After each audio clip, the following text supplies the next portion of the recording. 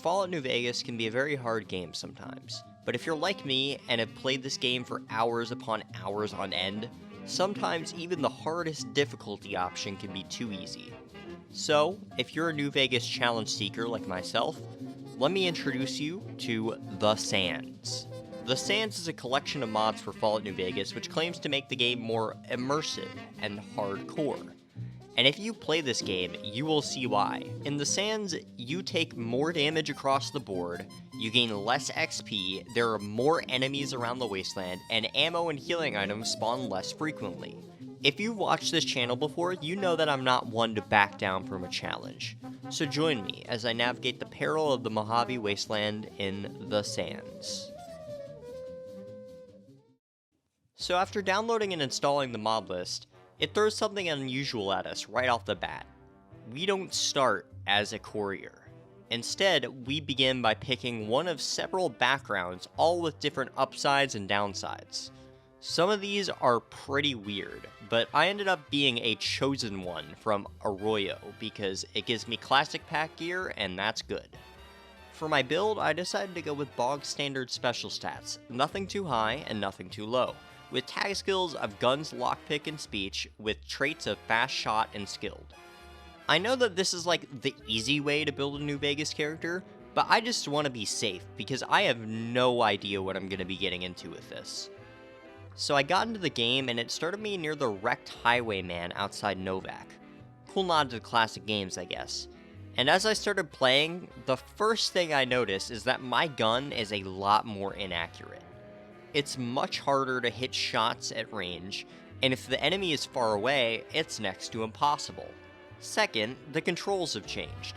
Crouch is now C, and interact is now F, with Q and E being mapped to lean left and lean right. Cause what New Vegas needed more than anything else is tactical FPS leaning mechanics and sprinting. I start walking towards Novak and almost immediately take fire from enemies in the distance. I take cover behind a rock, and even though I wasn't getting hit, I still died. Turns out that icon on the right side of my screen, shamelessly stolen from Stalker, represents me bleeding, and my character just bled out from the couple of shots he took. I think there are bandages to stop the bleeding, but I don't have any at the moment, so if I get shot, I'm kinda fucked. Since I knew I couldn't take them head on, I tried running past and immediately got ganked by golden geckos, marking my third death in less than 10 minutes. Amazing. I died a couple more times, and then on my 6th attempt, I was dealing with enemies and making progress when a massive fire gecko came out of nowhere and destroyed me. And then it happened again. At this point, I decided, fuck going towards Novak, that's just gonna get me murdered. So I headed south to hopefully find a place where I wouldn't die. I started walking, and when I arrived near Camp Searchlight, I saw one of the strangest things I have ever seen in New Vegas. There was a fight where seemingly every single creature in the wasteland was there. There was a Legion soldier and an NCR ranger duking it out, as well as a rad scorpion, bark scorpion, a random dog, and even a bighorner. Apparently they all decided to pull up to this one random spot in the Mojave just to fuck shit up. And I just sort of watched. That wasn't until a few NCR ghouls came out of Searchlight, killed everything, and forced me to skedaddle. A bit later, I got into a scuffle with some mole rats, which forced me to use a stim pack. Yes, against mole rats. They bit me a couple times, and I was gonna bleed out if I didn't use it.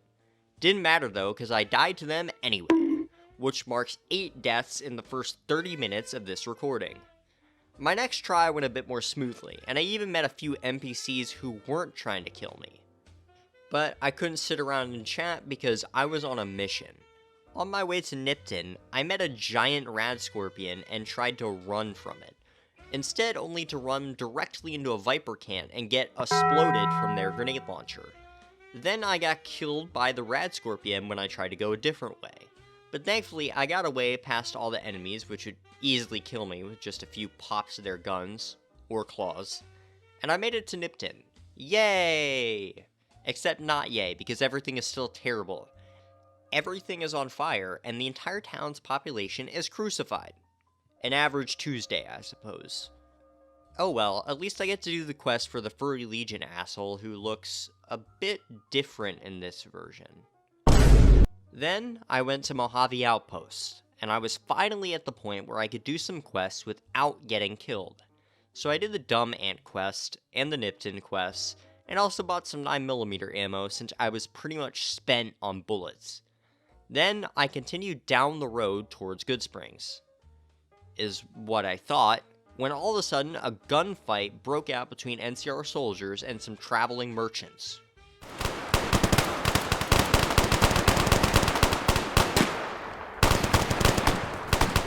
And when the dust cleared, I was able to loot their bodies and get an extra 10mm pistol, some metal armor, and a backpack, which allows me to carry 50 more pounds at the cost of -1 agility. Pretty sweet deal. Continuing into the night, I thought I was pretty safe along these roads since they're, the ones that you travel at the very beginning of the game.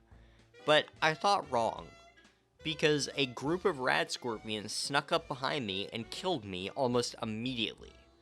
I had to be really careful, so I tried killing the rad scorpion this time, and it was then that I learned something. If you shoot your gun in this version of New Vegas, every enemy in approximately 300-foot radius will make a beeline towards your current location and try and murder you. In fact, I'm willing to bet that's what happened with the big fight earlier. Every monster in the general area heard the troopers' gunshots and decided they wanted a piece of that also. It also applied here too, because as soon as I shot, these rad scorpions, ghouls from the west, and jackals from the north that I was hoping to avoid came out and killed me again. I tried to take on the rad scorpions directly, but that didn't work either. So I had to resort to the only strategy that seems to have worked for me so far. Pussying out. That also applies to this next fight, because I made it to Prim and walked over the bridge, immediately got spotted by the escaped convicts, and ran crying and screaming to the nearest NCR soldier. This triggered a shootout, and okay, I helped. This fight was actually pretty fun. I think because I was in such an early area that I could actually fend for myself and score a few kills with what little munitions I had. Once the coast was clear, I headed into town and went to the courier's office. What's this? Sign up to be a courier. Well, sure. I mean, what's the worst that could happen? Clicking this button plays the intro to the game. The game was rigged from the start. Yeah, how the alternate start mod from earlier handles the main quest is that you can start from any background you want, and then you just go to Prim to become a courier and get shot by Benny, as usual. Then you just pick up the main quest from there as in normal New Vegas. Clever, but it kinda makes no sense depending on what your character's background is, but hey, I'm not complaining. I met Doc Mitchell, whose dialogue was noticeably shorter now, but no matter, now that I have the main quest picked up, I get to go back the way I came.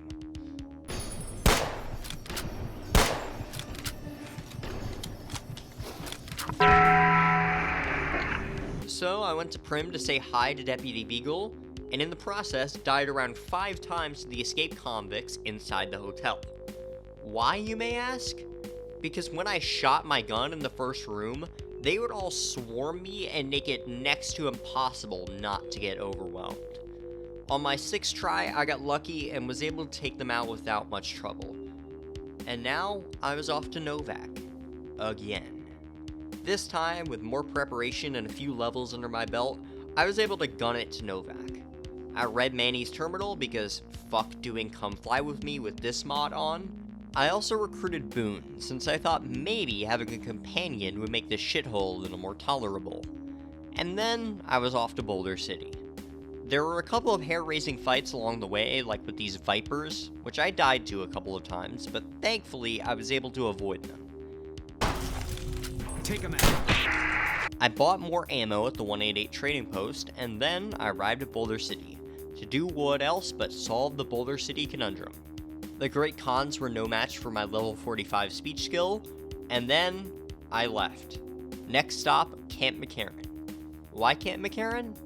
Because during a previous fight involving an NCR trooper and some other enemies I don't remember, I yoinked an NCR uniform, allowing for safe passage to the strip.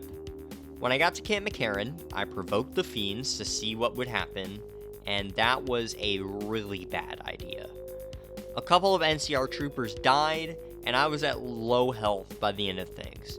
But whatever, I have the uniform, so let's get to the strip. On the strip, things look a bit different.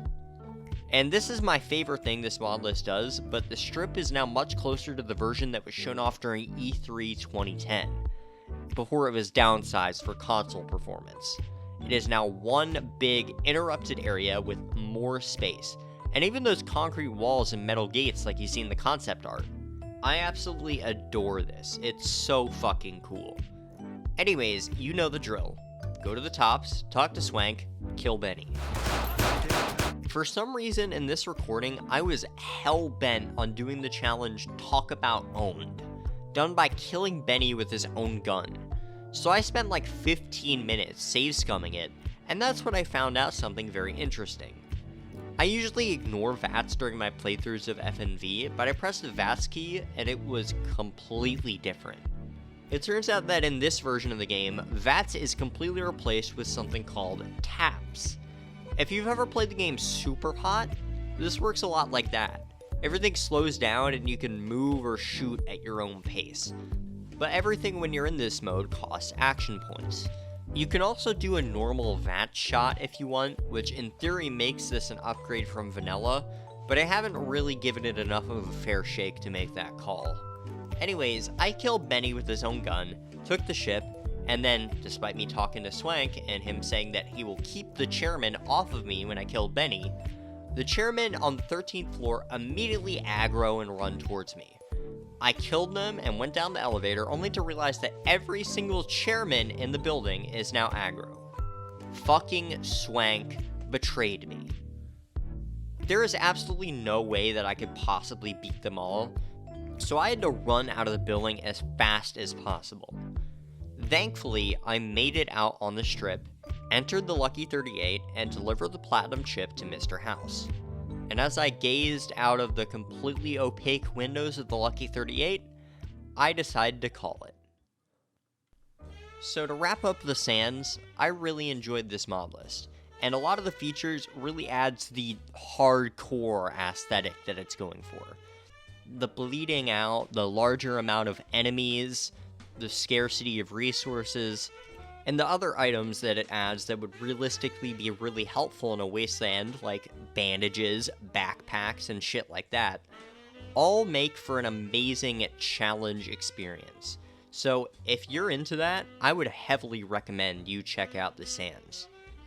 As for what I'm going to do with this next, I'm open to continuing this playthrough, so let me know if you want more and I will continue my adventures in the hardest New Vegas mod list. I'm the Logamuffin, and as always, I will see you up ahead.